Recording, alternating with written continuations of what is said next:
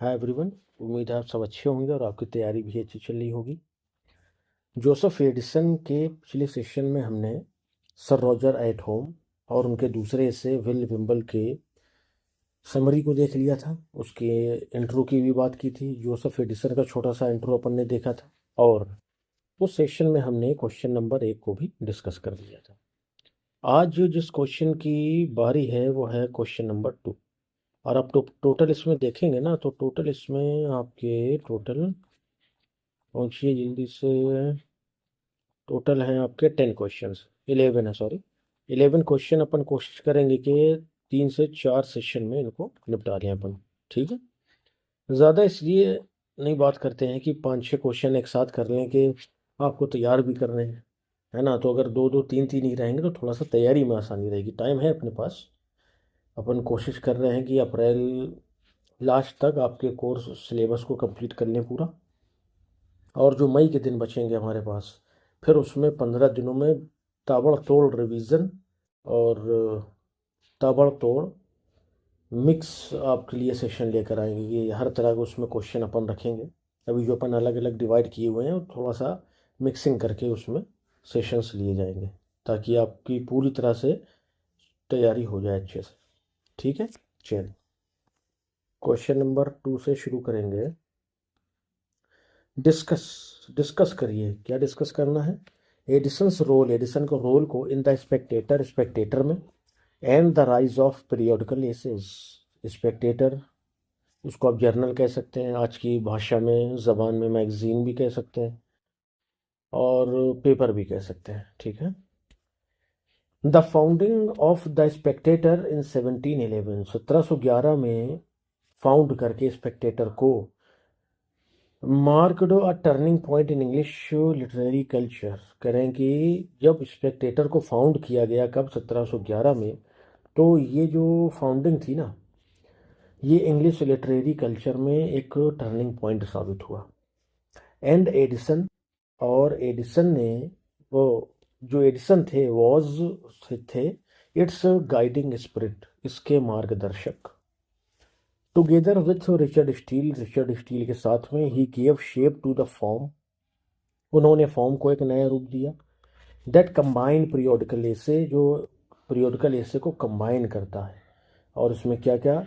Entertainment with instruction, entertainment के साथ साथ इंस्ट्रक्शन भी, यानी लोगों को अच्छा भी लगे पढ़ने में, एंजॉय भी करें और उनसे कुछ सीखें भी। ये दोनों चीज़ों का क्या था? कॉम्बिनेशन था किसमें? आपके periodical essay. The Spectator was aimed at the middle classes, जो स्पेक्टेटर था वो मिडिल क्लास के जो लोग थे उनको सुधारने का ये बीड़ा उठाए हुए थे, जिम्मा लिया इन्होंने, एम किया, उनको निशाने पे लिया अपने। इंक्लूडिंग वुमेन, उनमें औरतें भी थी। मर्चेंट्स, व्यापारी भी थे, ट्रेड्समैन, व्यापारी। मेकिंग लिटरेचर मोर डेमोक्रेटिक, उन्होंने लिटरेचर को और ज़्यादा डेमोक्रेटिक बना दिया। मतलब इसमें सब की बात होगी। डेमोक्रेटिक का मतलब है सब की बात होगी, राजा रानी, नौकर नौकरानी, है ना, सब की बात होगी, चाहे वो अमीर हो या गरीब हो, बिजनेसमैन हो या कोई ठिलिया चलाने वाला हो।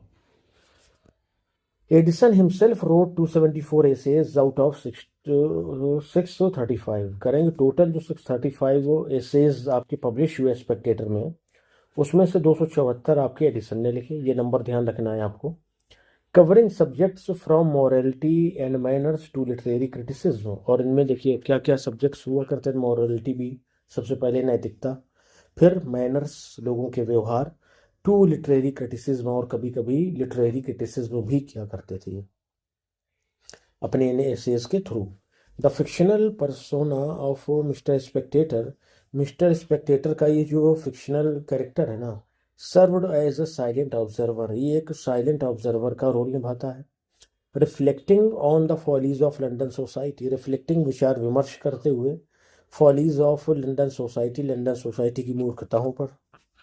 विथ विट, बड़ी होशियारी से, एंड एलिगेंस, और शानदार ढंग से, वैभव के साथ।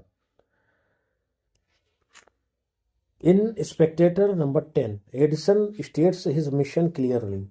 स्पेक्टेटर नंबर 10 यानी ऐसे नंबर 10 में इन्होंने अपना मिशन क्लियरली बता दिया, और क्या बताया, आई शैल इंडेवर, मैं प्रयास कर रहा हूँ या करूँगा, to enliven morality with wit, कि मैं जीवन जीने के साथ साथ लोगों में होशियारी बुद्धिमानी को भी देखूं या उनमें वो उसको जीवित करूं, and to temper wit with विथ मोरालिटी, और विट को नैतिकता से टेम्पर भी करूं, छेड़ा भी करूं उसके साथ। This union of pleasure and instruction, ये खुशी और निर्देशों का जो मिलन था ना, वाज हिज इनोवेशन, यही इनका इनोवेशन था। अनलाइक अर्लियर राइटिंग्स, इनके पीछे जो राइटिंग की गई, इनके पहले जो राइटिंग की गई, that catered only to scholars and aristocrats, जो बात करती थी, हमारे सामने प्रस्तुत करती थी स्कॉलर्स को या एरिस्टोक्रेट्स को, एडिसन ने क्या किया, wrote for a broad audience, और बड़ी ऑडियंस के लिए लिखा, यानी आम लोगों के लिए, यूजिंग अ कन्वर्सेशनल स्टाइल, एक कन्वर्सेशनल स्टाइल का यूज करके, that both that was both engaging and instructive, जो इंगेजिंग भी थी और इंस्ट्रक्टिव भी थी। यानी जो पहले के वर्क अभी तक लिखे गए ना, उनमें स्कॉलर्स को क्या किया जाता था, संबोधित किया जाता था, ठीक है, एरिस्टोक्रेट्स को, अमीर लोगों को, व्यापारियों को, बुद्धिजीवी वर्ग को। लेकिन जब एडिसन मैदान में आए तो उन्होंने क्या किया, हर एक को अपने छत्र छाया में ले लिया, वो अपनी ऑडियंस बना लिया, और एक कन्वर्सेशन स्टाइल में उन्होंने लिखना शुरू करा, जो इंगेजिंग भी थी और इंस्ट्रक्टिव भी, निर्देश देने वाली, उनमें सुधार लाने वाली भी थी। A major contribution of the Spectator का जो बड़ा योगदान है ना, was the introduction of character sketches, वो कैरेक्टर स्केचेस का इंट्रोडक्शन है। मोस्ट नोटेबली, सबसे ज़्यादा आप जिनको मानेंगे, यानी जो सबसे ज़्यादा नोटेबल है, वो कौन है, सर रॉजर डी कॉवरले, जिनकी अपन ने बात करी थी कल। Who embodied the values of an old fashioned English gentleman, who embodied, जो प्रस्तुत करते हैं, पेश करते हैं, the values of an old fashioned English gentleman, एक पुराने फैशन के या पुरानी परंपराओं पर आधारित या जीने वाले इंग्लिश जेंटलमैन की वैल्यूज को पेश करते हैं, ठीक है, जैसे पुराने लोग हुआ करते थे, हमारे यहाँ भी उनके यहाँ भी, कि जो वैल्यूज को जो है वैल्यू देते थे। आजकल पैसे को, बड़े लोगों को, गाड़ियों को, बंगलों को, इनको वैल्यू दी जाती है। दीज स्केचेस, ये जो स्केचेस थे, कंबाइंड, इनमें कंबाइन होता था क्या क्या, ह्यूमर भी, पैथोस भी, एंड सोशल ऑब्जर्वेशन भी। वो देखते थे बारीकी से कि सोसाइटी में चल क्या रहा है, हमें कहाँ पे जो है आघात करना है, कहाँ पे वार करना है। Four shadowing the English novel, और इस तरह से ये लोग फोर शेडोइंग न्यू रख रहे थे, रास्ता बना रहे थे इंग्लिश नॉवेल के लिए। या आप इसको कहें कि ये एक परछाई से हमें दिखने लगी थी कि अब नॉवेल आने वाला है जल्दी, ये भी सेंस है इसका। आगे देखेंगे, the impact of the Spectator was immense, जो स्पेक्टेटर का इम्पैक्ट था ना, बहुत ज़बरदस्त था, इमेंस, बहुत ज़्यादा था। इट शेप्ड पब्लिक ओपिनियन, इसने पब्लिक ओपिनियन को शेप दिया। इनकरेज्ड पोलाइट कन्वर्सेशन को इनकरेज किया, कि किसी से बात करिए तो थोड़ा सा मुलायमियत से बात करिए, थोड़ा सा अच्छे से, सभ्यता के साथ। एंड रिफाइंड सोशल मैनर्स, और उसने सोशल मैनर्स को भी बहुत रिफाइन किया। थ्रू दिस पीरियोडिकल, इस पीरियोडिकल के through Addison not only popularized the essay, सिर्फ इन्होंने एसे को ही पॉपुलराइज नहीं किया है, but also became an architect of modern journalism, भाई इसके अलावा वो मॉडर्न जर्नलिज्म के आर्किटेक्ट भी बने, एंड प्रोज लिटरेचर, और प्रोज लिटरेचर के पायनियर भी बने, ठीक है। मतलब खाली ऐसे ही तो नहीं उन्होंने उसमें क्या कहें पब्लिश किए, ऐसे पब्लिश किए, लेकिन वो जो स्टाइल थी ना उनकी, जिसकी वजह से यह कहें कि जिसका प्रभाव आज भी हमें मॉडर्न जर्नलिज्म में, पत्रकारिता में देखने को मिलता है, और प्रोज लिटरेचर में भी हमें देखने को मिलता है। तो ये था प्रभाव आपके स्पेक्टेटर का। अगला देखते हैं, describe Addison's prose style, Addison की प्रोज स्टाइल बता दीजिए। Joseph Addison's prose style has been universally admired for its clarity, simplicity and elegance.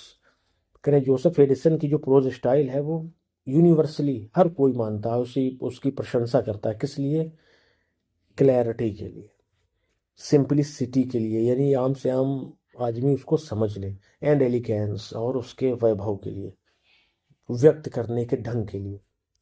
He perfected what critics call the middle style, उन्होंने क्रिटिक्स जिस style को middle style कहते थे ना, कहते हैं, उसको जो है इन्होंने परफेक्ट किया है। A manner of writing that avoided the heaviness of scholastic prose, ये वो मैनर था लिखने का जिसमें बहुत हैवीनेस होती थी प्रोज में, मतलब कठिन शब्द भी ले लीजिए, स्ट्रक्चर भी खतरनाक ले लीजिए, लेकिन जो मिडिल स्टाइल इन्होंने अपनाई ना, a manner of writing that avoided,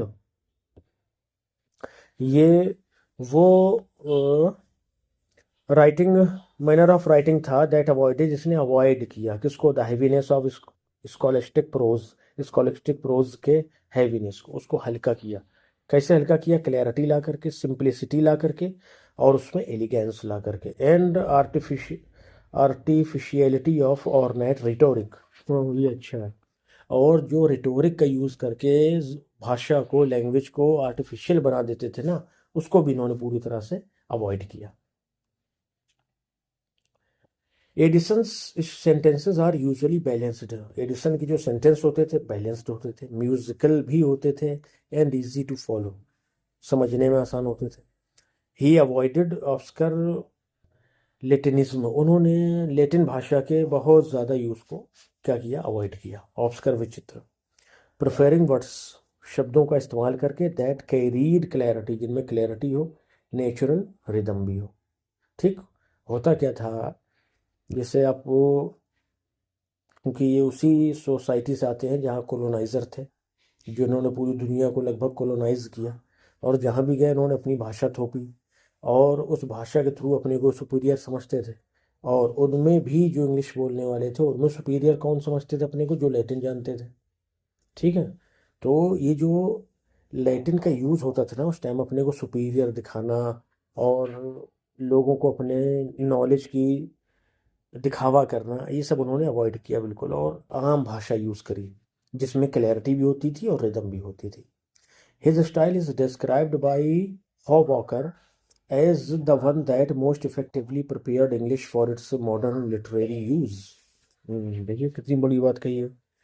हॉवॉकर कहते हैं एज वन, ये एक ऐसी लैंग्वेज थी उनकी, उनकी एक ऐसी स्टाइल थी ये, कि दैट मोस्ट इफेक्टिवली, जो बड़े प्रभावशाली ढंग से प्रिपेयर्ड, जिसने तैयार किया इंग्लिश को, for its modern literary use, इसके मॉडर्न लिटरेरी यूज़ के लिए। अब और क्या चाहिए, इतनी बड़ी तारीफ कर दी इन्होंने, है ना। Much had been done by Dryden, बहुत कुछ तो डन के द्वारा किया गया। मच बाय स्टील, बहुत कुछ स्टील के द्वारा आपके योगदान दिया गया। Much to by Defoe and Swift, और डेनियल डिफो ने भी, जोनाथन स्विफ्ट ने भी बहुत योगदान दिया। But no one did more than Addison, इन नामों में से, इन राइटर्स में से, इन ऑथर्स में से, इन पोएट्स में से किसी ने इतना योगदान नहीं दिया जितना योगदान एडिसन का है। किसमें? स्टाइल को या भाषा को मॉडर्न प्रोज के लिए तैयार करने में, ठीक, मॉडर्न लिटरेरी वर्क्स के लिए तैयार करने में। देखिए कहाँ कहाँ, ड्राइडन भी कमज़ोर आदमी तो नहीं है ना, स्टील भी कमज़ोर नहीं है, डिफो और स्विफ्ट भी नहीं है, उनमें भी कहते हैं कि सबसे ज़्यादा जो है वो एडिसन ने ही योगदान दिया है इंग्लिश को, इंग्लिश भाषा को, उसकी स्टाइल को मॉडर्न रूप देने की। In Spectator number 92, Addison shows his mastery of prose, Addison ने अपनी मास्टरी ऑफ प्रोज दिखाई है। A women's first care should be to please, एक औरत की जो सबसे पहली चिंता होनी चाहिए वो खुश करना होना चाहिए। And her second to educate herself, और दूसरे अपने को एजुकेट करना होना चाहिए, in order to please with greater dignity, ताकि वो और ग्रेटर डिग्निटी के साथ लोगों को खुशी प्रदान कर सके। ठीक है, खुशी प्रदान करने से मतलब है अपने मैनर से, अपने बिहेवियर से, अपने रहन सहन से, ये सारी चीज़ें। Here the parallelism and compact impression highlight both elegance and rhetorical force. करें कि यहाँ आप चाहे पैरेललिज्म की बात कर लीजिए या कॉम्पैक्ट एक्सप्रेशन की बात कर लीजिए, ये हाईलाइट करते हैं दोनों को, चाहे वो एलिगेंस हो, वैभव हो, या रिटोरिकल फोर्स हो, या कोई रिटोरिकल फोर्स हो, दोनों को कंबाइन करके एक ताकतवर डिवाइस और ताकतवर स्टाइल ऑफ एक्सप्रेशन बनाते हैं। His prose is also notable for its flexibility. उनकी जो प्रोज है ना वो फ्लेक्सिबिलिटी के लिए भी बहुत नोटेबल है। Able to adapt to moral instructions, जो अडॉप्ट करने के लिए सक्षम है, इंस्ट्रक्शंस को भी, नैतिक इंस्ट्रक्शन को भी, ह्यूमर को भी, सटायर को भी, और लिटरेरी क्रिटिसिज्म, और यहाँ तक कि लिटरेरी क्रिटिसिज्म को भी करेंगे। उन्होंने जो प्रोज यूज़ करी वो इतनी फ्लेक्सिबल थी कि वो हर चीज़ को अपने अनुकूल बना लेती थी। मतलब उस भाषा का यूज़, उस स्टाइल का यूज़, प्रोज का यूज़ आप कोई भी वर्क लिखने के लिए कर सकते हैं, चाहे वो ऐसा वर्क हो जिसमें मोरल इंस्ट्रक्शन हो, ह्यूमर हो, सटायर हो, या लिटरेरी क्रिटिसिज्म हो। When writing allegories such as the Vision of Mirza, जब एलेगरीज लिखने की बात है जैसे कि विजन ऑफ मिर्जा है, his style in acquires a poetic Cadence, उनका जो स्टाइल है पोइट, उसने एक्वायर्स प्राप्त कर लिया है पोइटिक कैडेंस को। वाइल इन ह्यूमरस स्केचेस, जबकि आप करें ह्यूमरस स्केचेस की बात करें, जैसे फीमेल ओरेटर्स हैं, इट बिकम्स लाइट, ये बिल्कुल लाइट हो जाती है, प्लेफुल हो जाती है, और विटी हो जाती है, तर्कपूर्ण हो जाती है। यही क्वालिटी होती है ऑथर में, राइटर में भाई। इतनी आसानी से लिटरेचर में नाम थोड़े होता है। एडिसन्स प्रोज, एडिसन की जो प्रोज है ना, मिरर्स हिज टेम्परामेंट, उनके टेम्परामेंट को दिखाती है, जो कि शांत है, मॉडरेट है, एंड अर्बैन है। It was this quality that made him a model for later essayist, यही वो गुण हैं जिन्होंने उनको आने वाली पीढ़ियों के एसेइस्ट के लिए क्या बना दिया, एक मॉडल बना दिया। लाइक सैमुअल जॉनसन, जैसे कि सैमुअल जॉनसन है, and a standard for English prose, और इंग्लिश प्रोज का उन्होंने स्टैंडर्ड भी सेट कर दिया।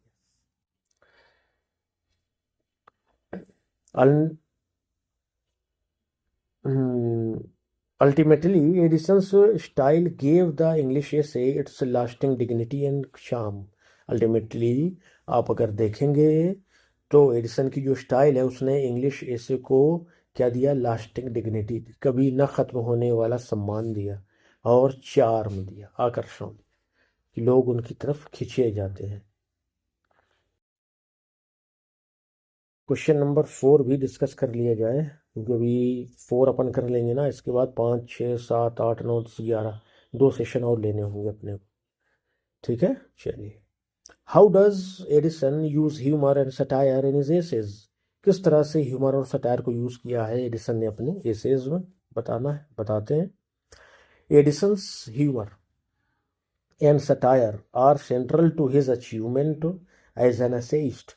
करें एसेइस्ट या निबंध लेखक के तौर पर जो उनके अचीवमेंट है ना, उसमें जो मुख्य 2 चीज़ें हैं वो क्या है, use of satire and humour, बहुत शानदार ढंग से यूज़ किया है। Unlike Swift biting satire, Swift के बाइटिंग सटायर, काट काट खाने वाले, मतलब लोगों को बुरा महसूस कराने वाले जो उनके सटायर थे स्विफ्ट के, उनसे तुलना करिए तो नहीं, वैसे नहीं थे। Addison employed a gentle and urbane humour, जो एडिसन है ना वो एम्प्लॉय करते हैं ए जेंटल, एक बड़ा ही सीधा साधा सा, और अर्बैन ह्यूमर, और एक बड़ा मनोरंजन से भरा हुआ ह्यूमर। रेडिक्यूलिंग फॉलीज, वो फॉलीज को रेडिक्यूल ज़रूर करते हैं, उनका मजाक ज़रूर बनाते हैं, विदाउट बिटरनेस, लेकिन कड़वाहट नहीं होती उसमें, लोगों को महसूस करा देते हैं कि ये गलतियां हैं, वो लोग समझ के सही कर लेते हैं। His aim was correction through amusement, उनका जो एम है ना, जो उद्देश्य है, वो अम्यूजमेंट के थ्रू करेक्शन करना है, नॉट ह्यूमिलिएशन, किसी को ह्यूमिलिएट करना नहीं है। इन फीमेल ओरेटर्स में, जो कि नंबर 165 है स्पेक्टेटर का, Addison humorously caricatures women, humorously Addison ने क्या किया है, कैटराइज किया है वुमेन्स को, based on their speech habits, उनकी बोलने की हैबिट्स, आदतों के हिसाब से, आधार पर। हिज टोन इज प्लेफुल, उनकी जो टोन है बड़ी प्लेफुल है। As when he describes a women, जब वो वुमेन की बात करते हैं।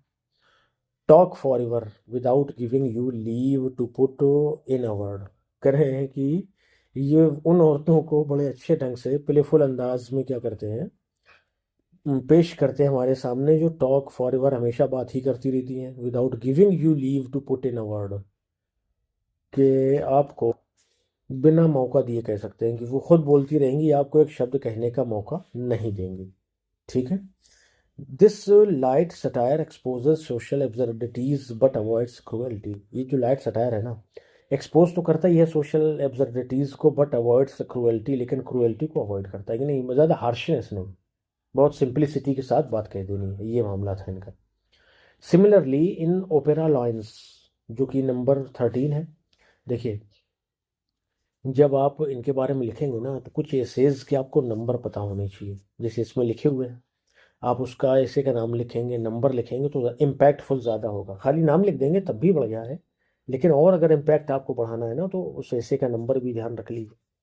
ये सब बड़े छोटे छोटे पॉइंट हैं जो आपके लॉन्ग आंसर्स को खूबसूरत बनाएंगे, जो आपको नंबर दिलाएंगे इतने कि आपको नौकरी मिल जाए। यही चीज़ें भाई यहाँ क्या ज़रूरत है, जैसे ये लॉन्ग आंसर ही अपन डायरेक्ट भी कह सकते हैं ना, इन ओपरा लाइन्स ही जेंटली मॉक्स, लेकिन नंबर लिख दिया ताकि उसको लगे कि यार बहुत थॉरली पढ़ा है भाई इसने, ये डिज़र्व करता है एक सी। बस ये तो चाहिए ना अपने को। तो थोड़ा सा जो छोटी छोटी चीज़ें हैं ना इनको नोट करते चलिए, ध्यान रखिए। ही जेंटली मॉक्स, वो बड़े ही जेंटली मॉक करते हैं the craze for Italian opera in London. London में इटालियन ओपेरा की क्रेज को, कि जब लोग पागल हुए पड़े हैं ओपेरा के लिए, वो भी Italian. Describing it as a spectacle where the lions, tigers, and bears give the audience more satisfaction than the voices of singers। करें कि इट इज़ स्पेक्टेकल, एक स्पेक्टेकल की तरह है, वेयर जहाँ पर जो शेर हैं, टाइगर्स हैं, बियर्स हैं, गिव द ऑडियंस, वो ऑडियंस को प्रदान करते हैं मोर सेटिस्फेक्शन, और ज़्यादा संतुष्टि, than the voices of the singers, singers की वॉइसेस के अलावा। देखा ना, मजाक उड़ा भी दिया और अपन को पता भी नहीं चला। Here humour makes his social criticism entertaining and memorable. Here यहाँ पर ना ह्यूमर मेक्स, ह्यूमर बना देता है, हिज सोशल क्रिटिसिज्म, अपने सोशल क्रिटिसिज्म को एंटरटेनिंग, बड़ा ही मनोरंजक, एंड मेमोरेबल, और याद रखने काबिल।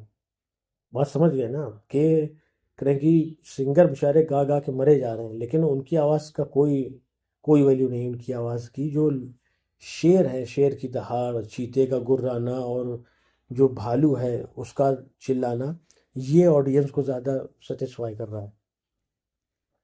इंसान को जानवर के नीचे इन्होंने ला दिया, दो एक सेंटेंस में पूरा। देखिए क्या ज़बरदस्त कहा है। इसीलिए कहा जाता है ना इनको, वाकई में essayist one of the most acceptable and readable जो एसेइस्ट है, और फाइनेस्ट भी कहा गया है, one of the finest of English literature. अच्छा चलिए, एडिसन्स सटायर वाज ऑल्सो डायडेक्टिक, डायडेक्टिक भी थे। डायडेक्टिक मतलब हम बात करते ही आ रहे हैं कि वो सुधार लाना चाहते थे।